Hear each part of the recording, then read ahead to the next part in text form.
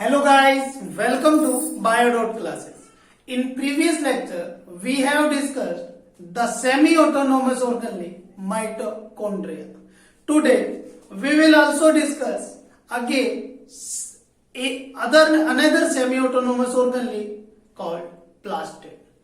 Plastid जो होती है उसको भी एक सेमी ऑटोनोमस ऑर्गनली बोला गया है और प्लास्टिड जो होती है वो प्रेजेंट होती है किसके अंदर, प्लांट्स के अंदर। यानी कि जिस सेल के अंदर प्लास्टिड प्रेजेंट होगा उस प्लास्टिड का क्या काम होगा, यानी फंक्शन क्या होगा, प्लास्टिड की टर्म किसने दी थी, यानी डिस्कवरी किसने दी थी, प्लास्टिड कितने टाइप्स के होते हैं, ये सारी चीजें पढ़ेंगे आज के लेक्चर के अंदर। तो सबसे पहले मैं बात करूंगा प्लास्टिड।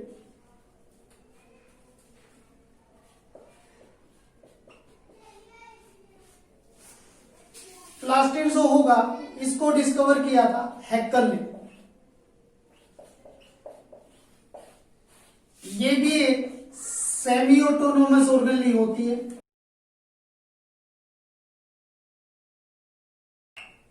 क्या होती है? सेमी ऑटोनोमस ऑर्गनली होती है। और इस सेमी ऑटोनोमस ऑर्गनली जो मतलब क्यों बोला गया, क्योंकि इसका खुद का राइबोसोम्स और खुद का डीएनए है, यानी कि ये प्रोटीन की सिंथेसिस खुद करवा सकता है। अब मैं बोलूं कि ये जो सेमी ऑटोनोमस ऑर्गनली के साथ साथ इसके अंदर डबल स्टैंडर्ड इसका डीएनए होगा, राइबोसोम जो होंगे वो 70S राइबोसोम्स होंगे। प्लास्टिड जो होगा, देखिए प्लास्टिड पहले यानी प्लास्टिड बनने से पहले ये किस फॉर्म में होता है, ये होता है प्रोप्लास्टिड की फॉर्म। पहले ये किस फॉर्म में होगा, प्रोप्लास्टिड की फॉर्म। उसके बाद में कुछ चेंजेस आने के बाद या कुछ डेवलपमेंट होने के बाद ये क्या हो जाएगा, प्लास्टिड की फॉर्मेशन, प्लास्टिड में बदल जाएगा। अब प्रोप्लास्टिड जो होगा ये 3 टाइप के प्लास्टिड बना सकता है। ये क्या कर सकता है, 3 टाइप्स के प्लास्टिड की फॉर्मेशन करवा सकता है। कौन से कौन से? ल्यूकोप्लास्ट, क्लोरोप्लास्ट और क्रोमोप्लास्ट। देखिए मैंने क्या बताया, प्लास्टिड जो होगा एक सेमी ऑटोनोमस ऑर्गनली होती है। अब मैं बोलूं कि हैकल्स जो होते हैं, हैकल ने इसको डिस्कवर किया था। सेमी ऑटोनोमस के साथ साथ इसके अंदर डबल स्टैंडर्ड डीएनए और इसका राइबोसोम जो होगा 70S राइबोसोम्स होगा। प्लास्टिड जो होगा पहले प्रोप्लास्टिड के फॉर्म में होगा और प्रोप्लास्टिड 3 टाइप के प्लास्टिड बना सकता है, ल्यूकोप्लास्ट, क्लोरोप्लास्ट, क्रोमोप्लास्ट। अब एक चीज देखिए, मैं बोल रहा हूं कि जो ल्यूकोप्लास्ट है वो कन्वर्ट हो सकता है क्लोरोप्लास्ट के अंदर, और क्लोरोप्लास्ट जो होगा वो ट्रांसफॉर्म हो सकता है किसके अंदर, क्रोमोप्लास्ट।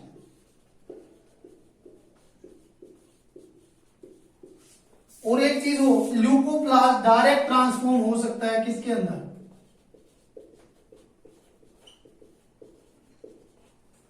क्रोमोप्लास्ट के अंदर। तो अब ये जो तीनों टाइप के प्लास्टिड हैं इनके अंदर मेन क्या क्या डिफरेंस होते हैं ये चीज देखते हैं।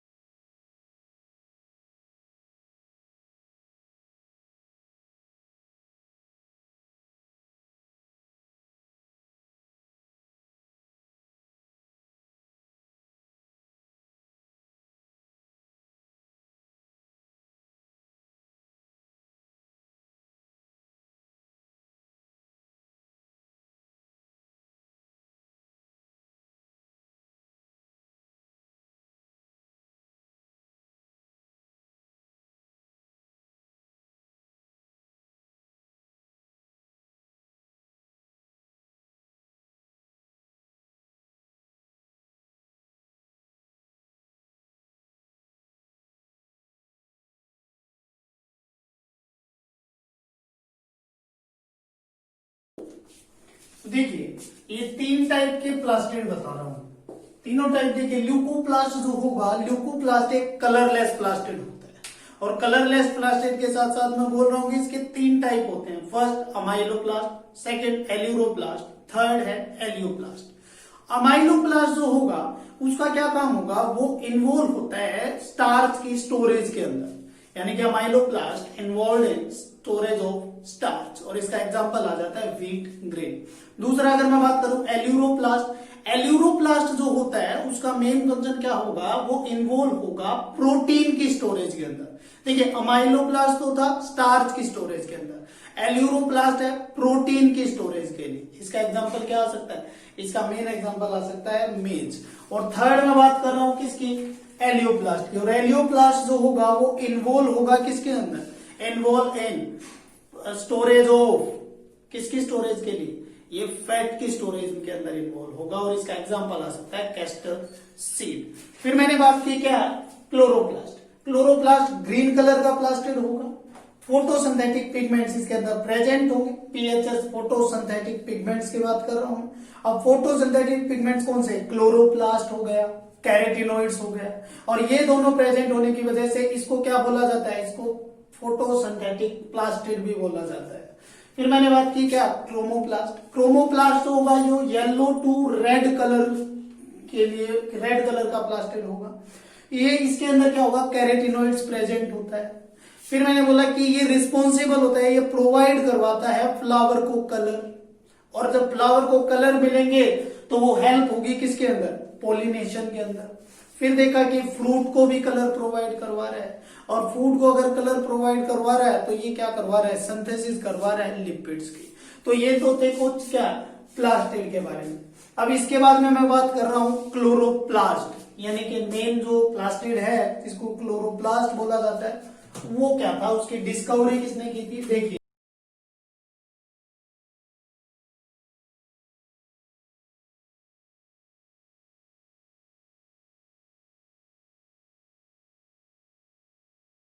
वो बात करते हैं किसकी,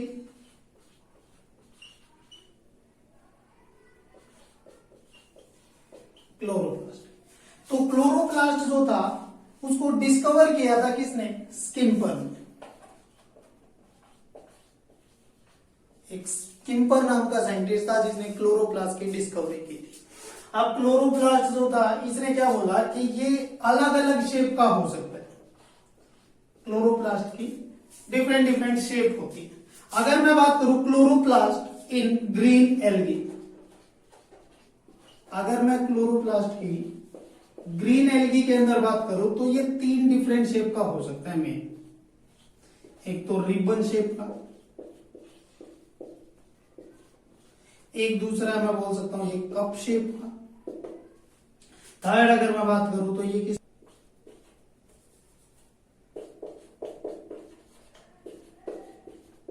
कॉलर शेप का। अब रिबन शेप जो होगा ये होगा किसके अंदर, ये मेनली पाया जाता है स्पायरोगायरा के अंदर। कप शेप जो होगा ये क्लेमाइडोमोनास के अंदर, और कॉलर शेप जो होगा ये यूलोथोरेक्स के अंदर। ये 3 टाइप की ग्रीन एल्गी होती है, और जिसके अंदर ये डिफरेंट डिफरेंट टाइप का क्या मिलता है आपको, क्लोरोप्लास्ट। अब अगर मैं हायर प्लांट्स की बात करूं,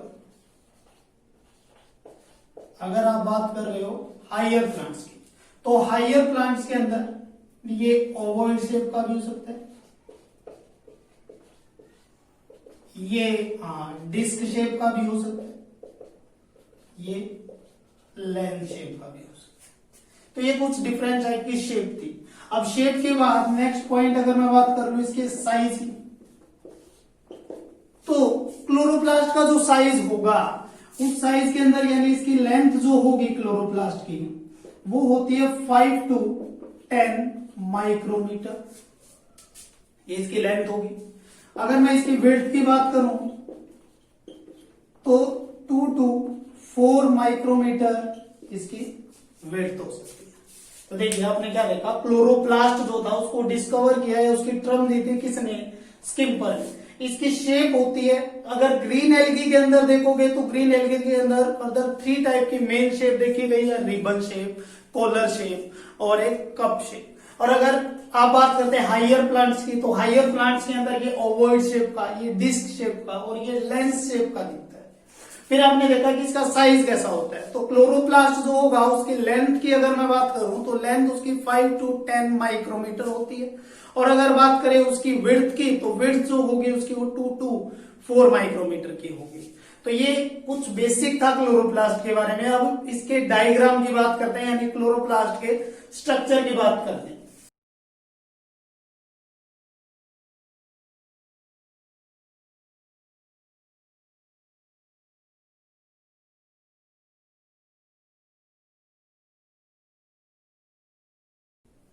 डबल मेम्ब्रेन स्ट्रक्चर होगा। एक ये इसकी आउटर मेम्ब्रेन, ये इसकी इनर मेम्ब्रेन। अब आउटर मेम्ब्रेन और इनर मेम्ब्रेन के बाद देखिए थोड़ा अंदर, तो मैं बोल रहा हूं कि इसके अंदर ये इसके राइबोसोम्स भी होंगे।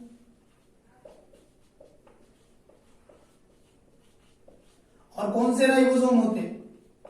70 एस राइबोसोम। फिर इसके अंदर इसका क्या होगा? Circular double standard DNA. इसका circular double standard DNA present होगा। फिर आपने देखा जो ये फ्री स्पेस आपको इसके अंदर दिख रहा है, ये सारा का सारा फ्री स्पेस जिसको बोल दिया जाता है स्ट्रोमा या मैट्रिक्स। या तो इसको स्ट्रोमा बोल दिया जाता है या इसको मैट्रिक्स बोल दिया जाता है। अब फिर आपने देखा कि इसके अंदर कुछ प्लेट लाइक स्ट्रक्चर अरेंज होते हैं।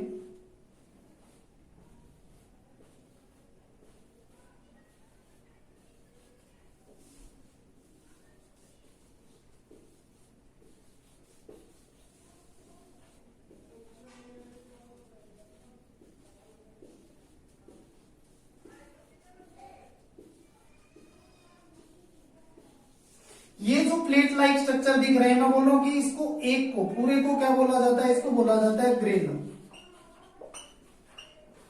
इसको क्या बोला जाता है? एक को ग्रेना बोला जाता है।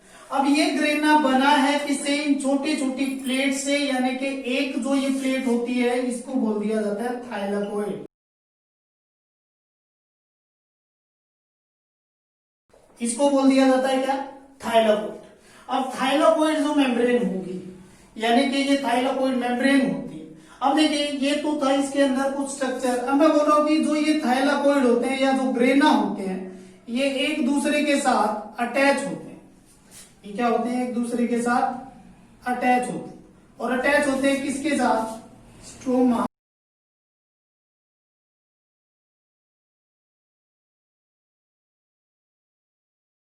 लेमिले। स्ट्रोमा लेमिले के साथ अटैच होते हैं। अब देखिए आपने ये चीज देख ली कि इसके अंदर एक आउटर मेम्ब्रेन होगी, इनर मेम्ब्रेन होगी, इसका डीएनए होगा, इसके राइबोसोम्स होंगे, ग्रेना होगा। ग्रेना मिलकर बना किसे? थाइलाकोइड से। अब फिर आपने देखा क्या होगा? इसके अंदर स्ट्रोमा होगा, एक फ्री स्पेस जिसको मैट्रिक्स भी बोल दिया। अब ये सारे ग्रेना जो एक दूसरे के साथ अटैच है with the help of stroma lamellae. अब देखिए मैं एक चीज बोल रहा हूं, आउटर मेम्ब्रेन जो होगी ये क्या होगी? परमिएबल होगी। और परमिएबल का मतलब जो किसी चीज को, यानी कि जो अलाउ कर दे किसी चीज को अपने अंदर से पास होने के लिए। अब परमिएबल है, मैं बोल रहा हूं कि ये परमिएबल क्यों है? क्योंकि इसके अंदर छोटे छोटे चैनल्स प्रेजेंट हैं।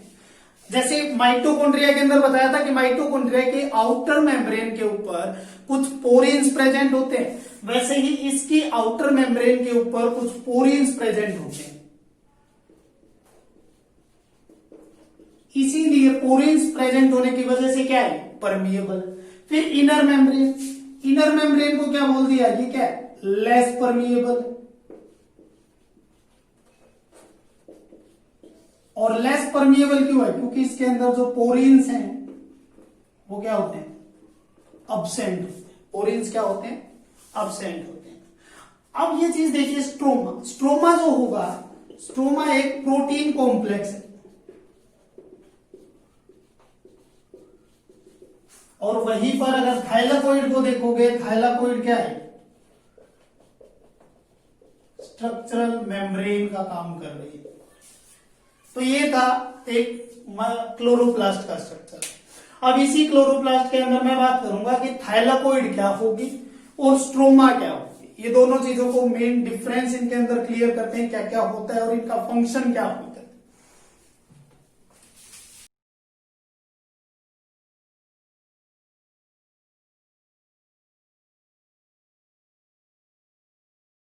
देखिए पहले बात कर लेते हैं किसकी,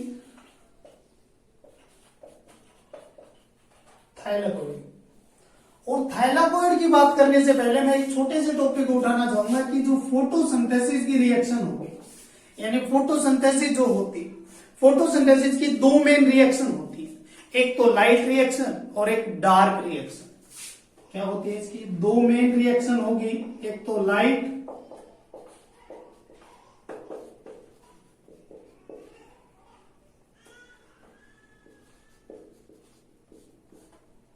एक डार्क रिएक्शन। यानी लाइट रिएक्शन जो होगी वो परफॉर्म होगी किसके अंदर,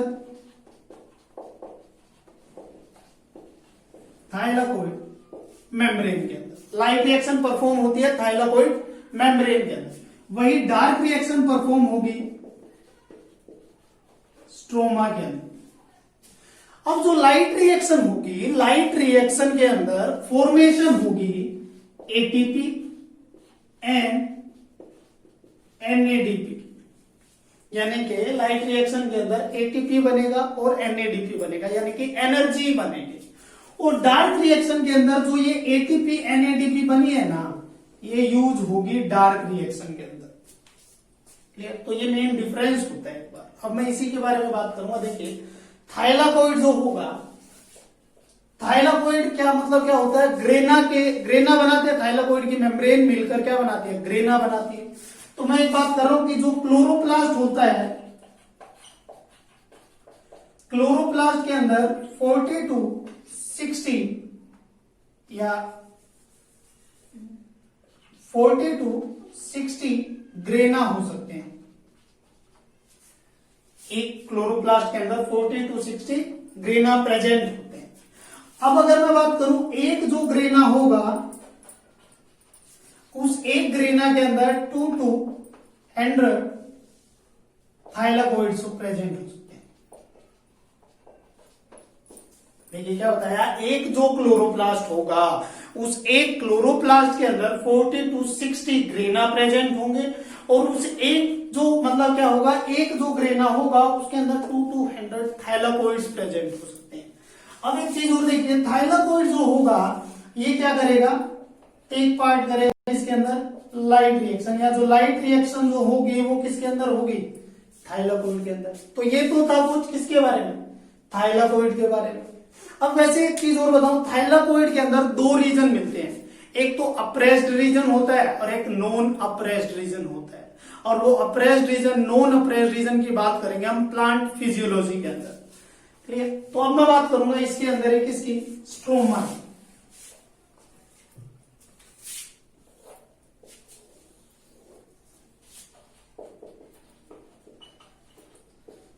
स्ट्रोमा जो होगा, ये मैं बोल दूं क्या होता है, यानी कि इसके अंदर प्रेजेंट होगा आपका डबल स्ट्रैंडेड डीएनए। स्ट्रोमा के अंदर डबल स्ट्रैंडेड डीएनए प्रेजेंट होगा। स्ट्रोमा के अंदर राइबोसोम प्रेजेंट होगा 70S। एक चीज और देखिए, स्ट्रोमा के अंदर डार्क रिएक्शन परफॉर्म होती है। स्ट्रोमा के अंदर डार्क रिएक्शन परफॉर्म होगी। तो ये तो था थाइलाकोइड और स्ट्रोमा के बारे में, यानी कि ग्रेना और स्ट्रोमा के बारे में। अब इसके बाद में मैं बात करता हूं कि इसके मेन फंक्शन क्या होते हैं, यानी कि क्लोरोप्लास्ट के मेन फंक्शन क्या होंगे, या प्लास्टिड के मेन फंक्शन क्या होंगे।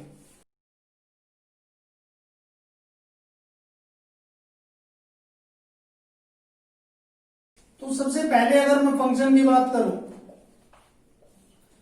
तो ये क्या करवाता है, हेल्प करवाता है किसके अंदर, फोटोसिंथेसिस के अंदर। आपको पता है प्लास्टिड जो होगा या क्लोरोप्लास्ट जो होगा, ये हेल्प करवाएगा किसमें, फोटोसिंथेसिस में। और फोटोसिंथेसिस की भी दोनों रिएक्शन के अंदर, यानी कि लाइट रिएक्शन में भी और डार्क रिएक्शन में। ये अब एक लास्ट टॉपिक आता है प्लास्टिड के अंदर, क्या? देखिए मैंने आपको स्टार्टिंग में बताया था कि ल्यूकोप्लास्ट ट्रांसफॉर्म हो सकता है क्लोरोप्लास्ट में, और क्लोरोप्लास्ट ट्रांसफॉर्म हो सकता है क्रोमोप्लास्ट के अंदर। तो लास्ट टॉपिक की मैं बात करूं, क्या? ट्रांसफॉर्मेशन ऑफ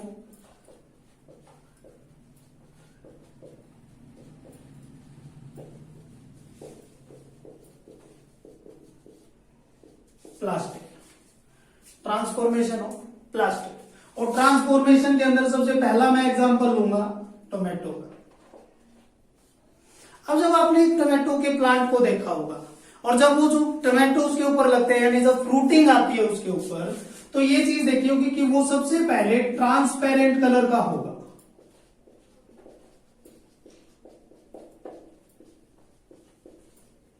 कैसा होगा वो? ट्रांसपेरेंट कलर का। रीजन क्या? क्योंकि उस टाइम पर उसके अंदर कौन सा? उसके अंदर ल्यूकोप्लास्ट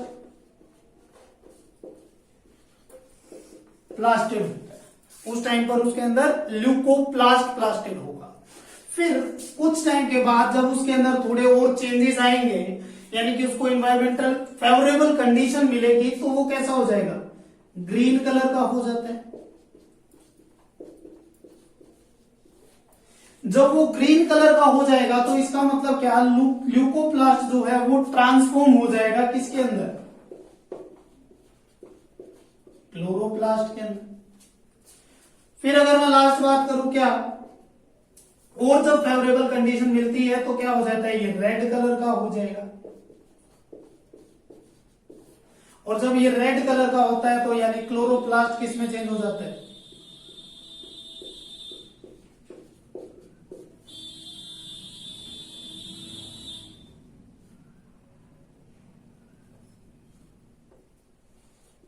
ये क्लोरोप्लास्ट चेंज हो जाता है क्रोमोप्लास्ट के अंदर। तो देखिए ट्रांसफॉर्मेशन हो रहा है, जैसे ट्रांसपेरेंट कलर का तो ये इसके अंदर ल्यूकोप्लास्ट था, ग्रीन कलर का क्लोरोप्लास्ट हो गया, रेड कलर का क्रोमोप्लास्ट हो गया। ऐसा ही एक और एग्जांपल देख लेते हैं हम।